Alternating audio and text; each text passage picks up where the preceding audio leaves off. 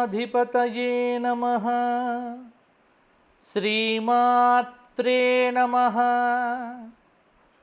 శ్రీపాదవల్లభ దత్తాత్రేయ సద్గురు పరబ్రహ్మణే నమః.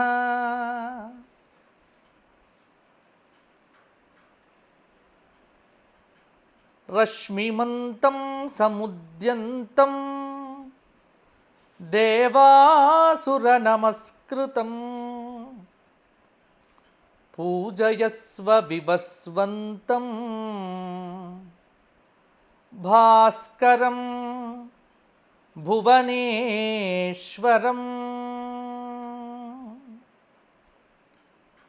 దక్షిణాంనాయ శృంగేరి శారదాపీఠాధీశ్వరుల దివ్య చరణాబ్జములకు అనంతకోటి సాష్టాంగ ప్రణామములు సమర్పణం చేస్తూ అస్మత్ గురుచరణారవిందాభ్యాం నమో నమః. ధర్మపురి లక్ష్మీ నృసింహ పరబ్రహ్మణే నమో నమః. స్వధర్మ టీవీ ప్రేక్షకులకు శుభోదయం, శుభదివసం. విజయీభవ. స్వస్తి శ్రీ ప్లవనామ సంవత్సరం ఉత్తరాయణం గ్రీష్మ ఋతువు జ్యేష్ఠమాసం శుక్లపక్షం. ఈరోజు తృతీయ, తదియ అని చెప్తాం. ఆదివారము, పునర్వసు నక్షత్రము. ఆంగ్ల తేదీ జూన్ నెల 13వ తేదీ.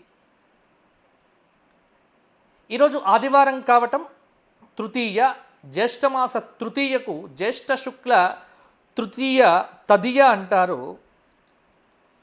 ఈ తదియ నాడు ఒక అద్భుతమైనటువంటి ఒక వ్రతాన్ని పేర్కొన్నాయి మన శాస్త్ర గ్రంథాలు.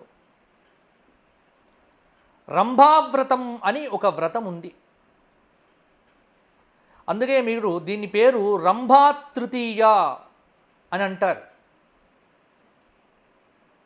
ఈ రంభా తృతీయ వ్రతం గురించి స్మృతికౌస్తుభము, పురుషార్థ చింతామణి, చతుర్వర్గ చింతామణి, ఈ మొదలైనటువంటి గ్రంథములన్నీ ఈ తిథిని రంభా తృతీయ అనేటువంటి పేరుతోనే పిలవడం జరిగింది.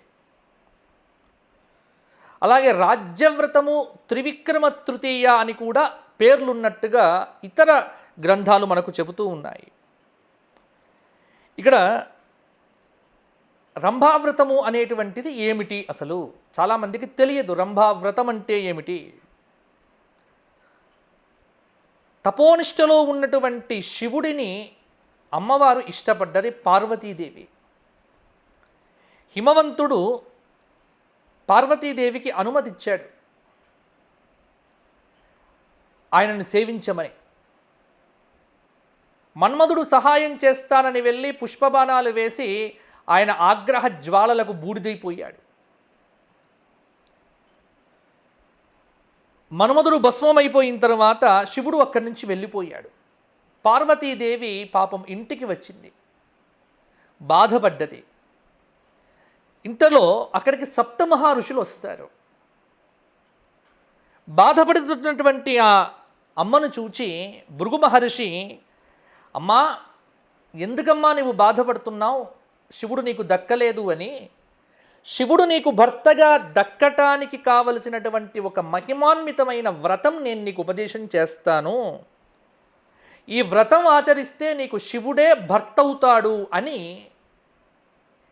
భృగు మహర్షి చెప్పాడు. అప్పుడు ఆ వ్రతం ఏమిటి స్వామి అని అడిగింది.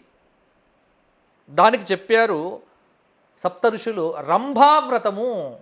రంభ అంటే సాధారణంగా అందరూ అనుకుంటారు అప్సరసల్లో ఒకరని. కాదు కాదు, ఇక్కడ రంభ అంటే అరటి చెట్టు అని అర్థం. ఈ వ్రతము జ్యేష్ఠమాసంలో వచ్చేటువంటి శుక్లపక్ష తదియ రోజున చెయ్యాలి. ఉదయమే స్నానం చేసి అరటి చెట్టు మొదట చక్కగా అలికి పంచవన్నెల ముగ్గులు పెట్టి, రంభకు అధిష్టాన దేవత సావిత్రి కాబట్టి ఆ అరటి చెట్టు కింద సావిత్రి అమ్మవారి పూజను నీవు చెయ్యాలి తల్లి అంటే, అరటి చెట్టుకు సావిత్రి దేవతకు సంబంధం ఏమిటి అని అడిగింది అమ్మవారు పార్వతీదేవి. దానికి సమాధానంగా భృగు మహర్షి చెబుతూ, అమ్మా మంచి ప్రశ్న వేశావు. బ్రహ్మదేవుడికి సావిత్రి అని గాయత్రి అని ఇద్దరు భార్యలుండేవారు. సావిత్రీదేవి సౌందర్య గర్వం చేత బ్రహ్మకు దూరమైంది. ఎన్నిసార్లు గాయత్రీదేవి చెప్పినప్పటికీ సావిత్రి కొద్దిగా చిన్న చూపు చూసింది భర్తను. దానితో బ్రహ్మకు కోపం వచ్చి శపించాడు. నీ గర్వం వల్ల, నీ అహంకారం వల్ల ఈ లోకాన్ని వదిలి మానవ లోకంలో బీజం లేనటువంటి చెట్టువై పుట్టు అని శాపం ఇస్తాడట. అప్పుడు ఆ సావిత్రీదేవియే ఈ భూలోకంలో బీజం లేని వృక్షము అంటే అరటి చెట్టు, అరటి చెట్టుగా పుట్టింది. అరటి చెట్టై 5 ఏళ్ళు బ్రహ్మను గూర్చి తపస్సు చేసింది. అప్పుడు బ్రహ్మకు మనస్సు కరిగి జ్యేష్ఠశుద్ధ తదియ నాడు సావిత్రీదేవికి ప్రత్యక్షమయ్యాడు. అయ్యి, అమ్మా సావిత్రి, నీవు ఒక అంశతో అరటి చెట్టును ఆశ్రయించుకొని ఉండి ఈ అరటి చెట్టును ఎవరైతే పూజిస్తారో వారి కోరికలు తీర్చేటువంటి దేవతగా ఈ అరటి చెట్టు యందు ఉంటావు. ఒక అంశతో నీవు నాతో పాటు వచ్చేయి అని తీసుకొని వెళ్తారు. కాబట్టి సావిత్రీదేవికి శాపమోక్షణమైనటువంటి రోజు ఈ జ్యేష్ఠమాస శుక్లపక్ష తదియ. ఇది ఒక పర్వదినం అయిపోయింది. కాబట్టి పార్వతి, ఈ వ్రతం కనుక నీవు సాంగోపాంగంగా చేస్తే తప్పకుండా నీ శివుడు నీకు భర్తగా లభిస్తాడు. ఈ వ్రతం ఎలా చెయ్యాలి అంటే, అరటి చెట్లో నీడంలో పద్మాసనం వేసుకొని సాయంకాలం వరకు కూర్చొని సావిత్రి స్తోత్రపారాయణం చెయ్యాలి. రాత్రి జాగరణం చెయ్యాలి. మరునాటి నుంచి రాత్రి జాగరణ అవసరం లేదు, కానీ పద్మాసనంలో కూర్చొని పగలు సావిత్రి స్తోత్రం చేస్తూ రాత్రులు అరటి చెట్ల కిందనే విశ్రమిస్తూ ఉండాలి. ఇలా ఒక నెల రోజులు చేస్తే, నెల రోజుల తర్వాత ఆ మండపమును దానం కనుక ఇచ్చినట్లయితే నీ కోరిక నెరవేరుతుందమ్మా. అప్పుడు అమ్మవారు అడిగింది, ఈ వ్రతాన్ని ఎవరైనా పూర్వీకులు చేశారా? లోపాముద్ర ఈ వ్రతాన్ని చేసి అగస్త్యుడిని భర్తగా పొందింది. అప్పుడు పార్వతీదేవి దీక్షతో ఈ రంభావ్రతము చేసింది. ఆ దీక్షకు మెచ్చి శివుడు ప్రత్యక్షమై ఆమెను పెండ్లాడాడు అని ఇది రంభ వ్రతమునకు సంబంధించినటువంటి కథ మనకు ఆధారాలతో దొరుకుతూ ఉన్నటువంటిది. అయితే ఇది చాలా కఠోరమైనటువంటి దీక్ష అని కూడా పెద్దలు చెబుతారు. అరటి చెట్టు కింద చుట్టూ 4 అగ్నులు పెట్టుకొని సూర్యుణ్ణి చేస్తూ పంచాగ్ని ఉపాసన చెయ్యాలి అని కూడా ఒక వచనం కనిపిస్తూ ఉన్నది. ఇది కఠోర దీక్ష. కాబట్టి రంభావ్రతం అనేటువంటిది ఉత్తమ భర్తలను పొందటం కోసము, ఉత్తముడైనటువంటి భర్తను పొందటం కోసం స్త్రీలు చేసేటువంటి వ్రతంగా మనకు పురాణ గాథల్లో కనిపిస్తూ ఉన్నది. నిజానికి అరటి చెట్టు నీడ జ్ఞానప్రదాయిని అని పెద్దలు చెబుతారండి. ఎందుకంటే ఒకనాటి కాలంలో అలెగ్జాండర్ మన దేశానికి వచ్చినప్పుడు కొద్దిమంది మహర్షులు ఈ చెట్ల కిందనే, అరటి చెట్ల కింద కూర్చొని అరటి పండ్లను తింటూ తపస్సు చేస్తూ కనిపించారు. అందుకే అరటిని గ్రీకు భాషలో సాపియంటం అంటారు, అంటే జ్ఞానం కలిగినటువంటిది అని.